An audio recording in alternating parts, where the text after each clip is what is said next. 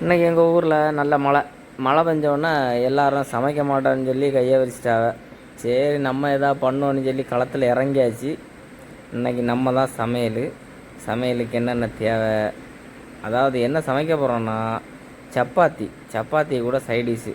First நம்ம முட்டையை நல்லா விரவி எடுக்கணும். விரவி இல்லை, வரட்டி எடுக்கணும். வரட்டி எடுத்து இந்த பதில் நல்லா உருண்டு வரணும்.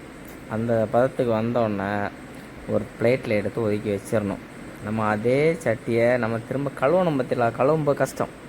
அதனால் அந்த சட்டியிலே நம்ம திரும்பவும் எண்ணெயை போட்டு மசாலா எல்லாம் போட்டு நல்லா வேக வச்சுட்டு அது கூட வெட்டி வச்சுருந்த பெரிய உள்ளியை போட்டு நல்லா வதக்கி எடுக்கணும். என்னென்னா அது ஒரு நல்ல வேக்காட்டுக்கு வரணும். அதில் ஒரு உருளையில் அந்த இஞ்சி பூண்டெல்லாம் தட்டி வச்சுருந்தோம். அது நிறையா இஞ்சி இடிச்சிட்டேன். நம்மளுக்கு சமையல் குறிப்பு வேறு தெரியாதா, அதனால் ஏதோ நல்லா வருமா வராதான்னு சொல்லி சமைச்சிட்ருக்கோம்.